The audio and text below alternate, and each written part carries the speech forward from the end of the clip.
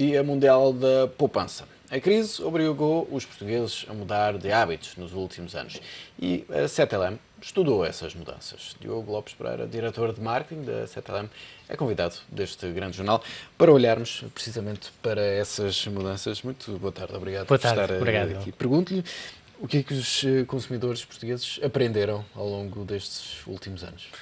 Não há dúvida que os consumidores nos últimos anos têm aprendido muito, têm, enfim, sentido na pele uma grande redução do rendimento disponível e isso tem forçado os clientes e os consumidores portugueses a adotarem novos comportamentos muito mais, vamos dizer, alternativos, ou seja, diferentes do padrão. São consumidores muito mais racionais, fruto também de terem menos rendimento disponível. Usam muito mais a internet e são também bastante mais conscientes dos impactos que têm no meio ambiente. Mas há aqui este estudo não se cingiu apenas a Portugal.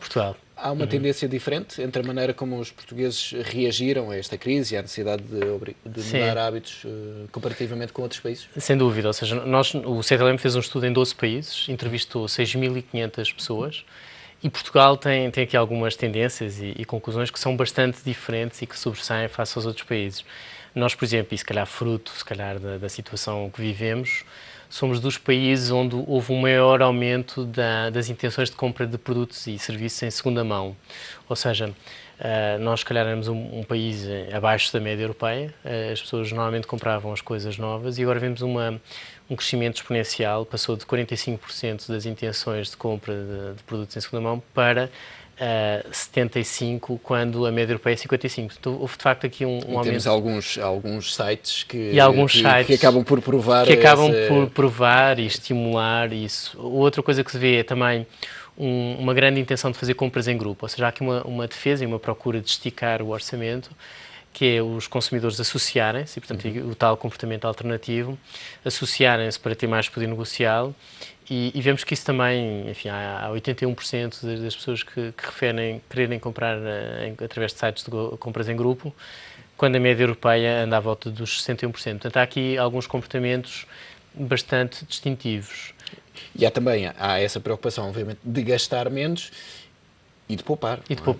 Portanto, pensar no futuro. Sem dúvida, eu acho que é de facto isso, ou seja, a poupança hoje em dia tem que ser vista sob duas formas, não é? A primeira, de facto, a mais tradicional, é pôr mais dinheiro de parte e nós vemos que há essa preocupação dos portugueses. Os portugueses, 66% dos portugueses revela que têm a intenção de poupar e 95% dos portugueses refere que reduziu as despesas ao mínimo indispensável. 95% de facto é muito elevado. Isso é também visível na taxa de poupança em Portugal, não é? Que nos últimos 2 anos aumentou de 9,8% para 13,6%. E pronto, e esse esforço dos portugueses, que apesar de verem o rendimento disponível reduzir-se, tentam poupar.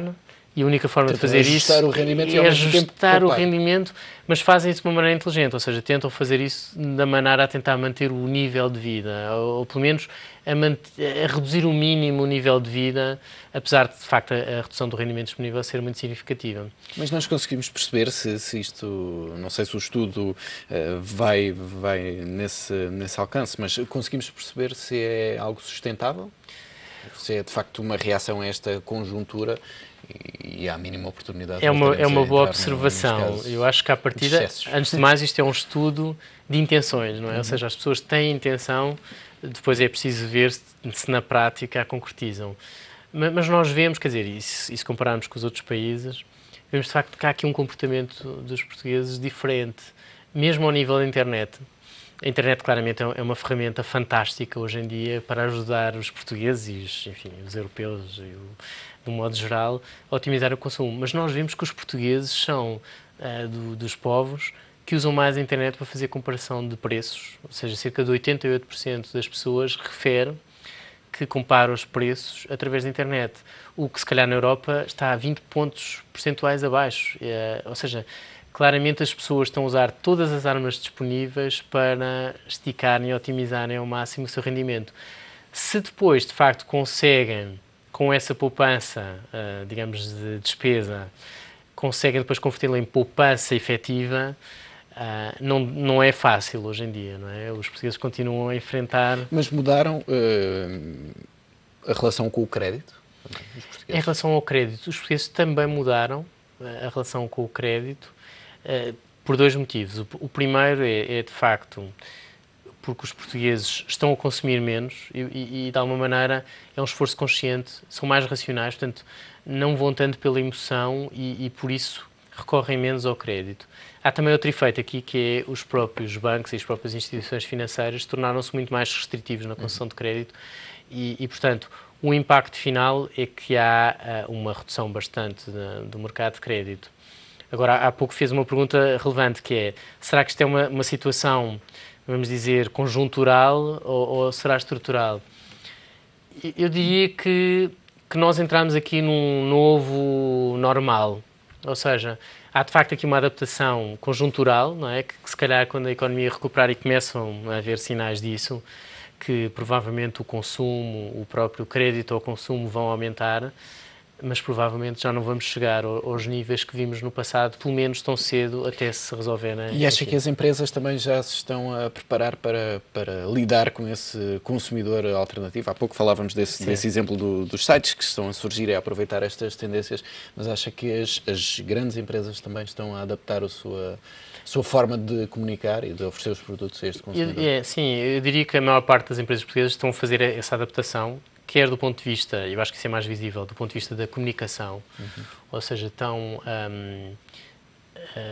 transferir mais orçamento de comunicação, digamos, dos meios normais para meios mais digitais, mais especializados, mais focados no cliente final. Estão muito preocupados com terem estratégias no Facebook, que isso é uma das conclusões também do nosso estudo, que vemos que os consumidores portugueses também dizem que valorizam muito as opiniões dos pares no Facebook, muito acima da Europa, ou seja, 41% dos portugueses referem que valorizam a opinião dos pares contra 29% da média europeia.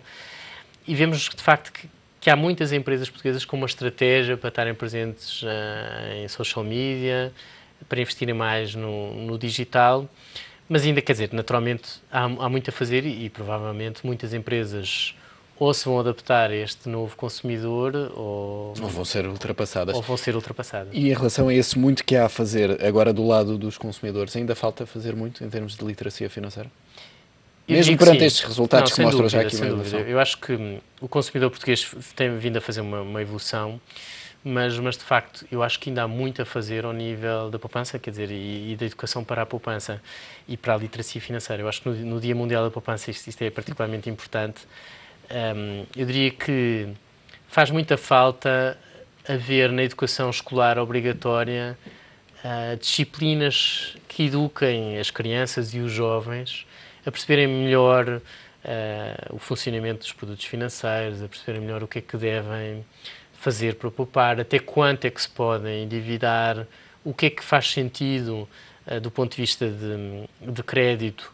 Porque o crédito, quer dizer, permite antecipar o consumo, não é? Mas de alguma maneira faz sentido antecipar algum consumo, se calhar há outro, enfim, mais, vamos dizer, supérfluo que não faz sentido.